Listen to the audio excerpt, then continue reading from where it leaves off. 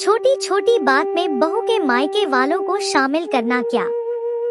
अचानक सुमित्रा जी के फोन की रिंग बजी। फोन की स्क्रीन पर दामाद जी का नाम देखते ही सुमित्रा जी का चेहरा फीका पड़ गया। उन्होंने डरते हुए फोन उठाया। फोन उठाकर वो बस सामने की आवाज सुनती रही। शायद सामने से फोन कट गया तो उन्होंने फोन रख दिया। किसका फोन था मम्मी जी? बहू सरिता ने पूछा। दामाद जी का फोन था, बस ऐसे ही हालचाल पूछने के लिए फोन लगा दिया था, सुमित्रा जी ने नजरें चुराते हुए कहा। सरिता की शादी को अभी 6 ही महीने हुए थे। ससुराल में पति विजय, सास ससुर और एक विवाहित ननद सुरभि थी। ननद की शादी को 2 साल हो चुके थे। सरिता एक 6 महीनों में इतना तो समझ ही चुकी थी कि सुरभि के ससुराल वाले थोड़ा तेज स्वभाव के हैं। सरिता, सरिता, यहाँ आओ, सरिता का पति विजय चिल्लाया। क्या हुआ, आप क्यों चिल्ला रहे हैं? देखो काम वाली ने क्या किया। ड्रेसिंग टेबल का मेरा सारा सामान यहाँ से वहाँ रख दिया। काम वाली से कैसे काम करवाते हैं ये तक नहीं आता तुम्हें, जाहिल औरत, विजय चिल्लाया। इतनी छोटी सी बात के लिए आप मुझे इतना भला बुरा कैसे कह सकते हैं? मैंने एक बार कहा ना, आगे से ध्यान रखूंगी, फिर भी जो मन में आया बोले जा रहे हो, सरिता ने गुस्से में कहा। छोटी सी बात थी लेकिन बहस ने उग्र रूप ले लिया। पति पत्नी दोनों का मन खराब हो गया। विजय ऑफिस चला गया और सरिता अपने कमरे में गुमसुम सी बैठ गई। दोपहर के 12 बज रहे हैं, किसी को कोई परवाह ही नहीं है कि दोपहर के खाने का भी इंतजाम करना है। आजकल की लड़कियों से बस बहस करवा लो, पता नहीं आज खाना नसीब होगा कि नहीं, सुमित्रा जी ने सब्जी काटते हुए कहा। सुमित्रा जी जोर से बोल रही थी। सरिता को अपने कमरे में सब कुछ साफ सुनाई दे रहा था। सरिता गुस्से में तो थी ही, वह हॉल में आते ही बोल पड़ी, आज मेरा मन नहीं हो रहा है कुछ काम करने का, आप भी तो खाना बना सकती हो, सरिता ने रूखे स्वर में कहा। तभी सरिता के मोबाइल पर उसकी मम्मी मधु जी का फोन आता है। कैसी हो बेटा? मधु जी ने पूछा। ठीक हूँ मम्मी, सरिता ने जवाब दिया। बाकी सब कुशल मंगल? तुम्हारे पैर की एड़ी में जो दर्द था वह अब ठीक है? मधु जी ने पूछा। हाँ मम्मी, सब ठीक है, डॉक्टर को दिखाया था, अब आराम है, सरिता ने जवाब दिया।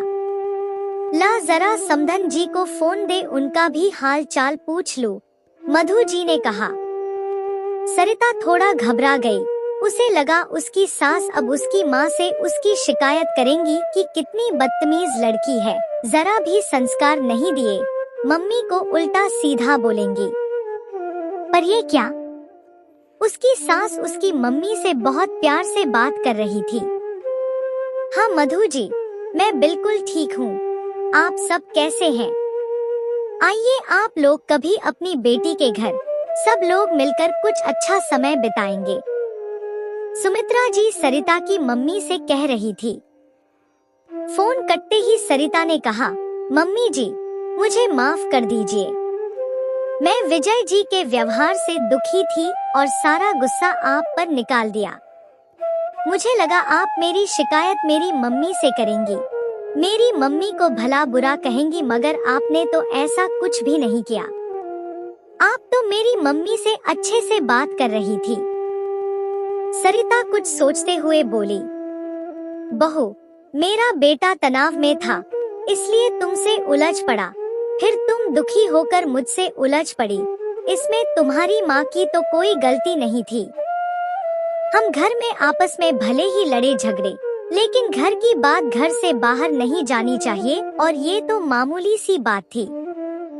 देखना शाम तक विजय का गुस्सा गायब हो जाएगा और तुम भी नॉर्मल हो जाओगी।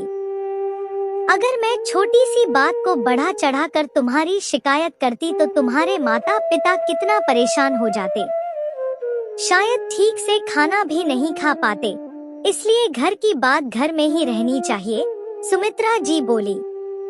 मम्मी जी आप कितनी समझदार है, सरिता बोली। हाँ बहू, मैं भी तो एक बेटी की माँ हूँ। एक बेटी की माँ की मनोदशा को अच्छी तरह से समझ सकती हूँ। बेटी के ससुराल वालों का फोन आता है तो मन में थोड़ा डर लगा ही रहता है कि कहीं शिकायत करने के लिए फोन तो नहीं। सब ठीक तो है ना? सुमित्रा जी बोली। सरिता ने पूछा, मम्मी जी, आप इतने उदास स्वर में क्यों बोल रही हैं? बहू, अब तुम भी इस परिवार का हिस्सा हो तो तुमसे क्या छुपाना। तुम्हारी ननद सुरभि के ससुराल से छोटी छोटी बात को लेकर कभी उसकी सास का तो कभी उसके पति का फोन आ जाता है। वो लोग कभी खुशी खबर का फोन नहीं करते, बल्कि हर बार उनकी तरफ से शिकायती फोन आता है। आज दामाद जी का फोन आया था, कह रहे थे कि आपकी बेटी तैयार होने में बहुत समय लगाती है, आप लोगों ने उसे समझाकर ससुराल नहीं भेजा क्या?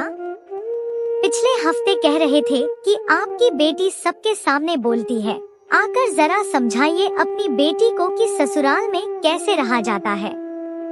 वह भी तंज कसते हुए क्रोध भरे स्वर में अपनी बात रखते हैं। अब बहू को हर छोटी छोटी बात पर सुनाओगे तो एक बार तो वह भी सुनाएगी ना। शुरुआत में उसकी सास फोन करती थी, ठीक से गोल रोटी भी बनानी नहीं आती आपकी बेटी को रोट। मैंने कहा, पढ़ते पढ़ते शादी हो गई, थोड़ा समय दीजिए, धीरे धीरे सीख जाएगी। अकेले 6 लोगों की रोटी बनाने की आदत नहीं है उसे, आपकी थोड़ी मदद से सीख जाएगी। लेकिन उसी बेटी ने जब लाजवाब पिज्जा बनाया तो ससुराल से तारीफ का कोई फोन नहीं आया। पूजा की इतनी सुंदर तैयारी की, तब भी ससुराल वालों का तारीफ के लिए कोई फोन नहीं आया कि आपने अपनी बेटी को बहुत कुछ सिखाया है। वो लोग किसी भी समय फोन पर शिकायतों का पिटारा खोल देते हैं, बिना ये सोचे समझे कि हम लोगों पर क्या बीतेगी, यहाँ हम लोग कितने परेशान होंगे। उनके घर तो अगले दिन स्थिति सामान्य हो जाएगी, लेकिन हमें बेवजह तनाव हो जाता है। मन में तरह तरह के ख्याल आने लगते हैं। आखिर बेटी के भविष्य का सवाल है। अरे, छोटी छोटी बातों पर बहू के मायके वालों को क्यों शामिल करना? गंभीर बात हो तब तो ठीक है, लेकिन जरा जरा सी बात पर बहू के मायके वालों को परेशान करना ठीक नहीं है। ससुराल वालों को समझना होगा कि खुद आपस में बात करके बात को सुलझाएं, अपनी नोक झोंक को अपने तक ही रखना चाहिए। सरिता अपनी सास के विचारों से बहुत ही प्रभावित होती है। 2 दिन बाद फिर से सुमित्रा जी के दामाद जी का फोन आता है, ठीक रात के 8 बजे, जबकि दामाद जी अच्छी तरह से जानते हैं कि ये सुमित्रा जी के खाना खाने का समय होता है। सुमित्रा जी पहला निवाला खाने ही वाली थी कि फोन बजता है। स्क्रीन पर दामाद जी का नाम देखा, सुमित्रा जी का कलेजा डर के मारे मुंह को आ गया, क्योंकि दामाद जी का फोन कभी हाल चाल पूछने के लिए नहीं आता था, सिर्फ शिकायती फोन ही आता था। मम्मी जी, आप खाना खा लीजिए, फिर कॉल बैक कर लीजिएगा, सरिता ने स्थिति को समझते हुए कहा। सुमित्रा जी ने ना में सिर हिलाकर दामाद जी का फोन उठा लिया।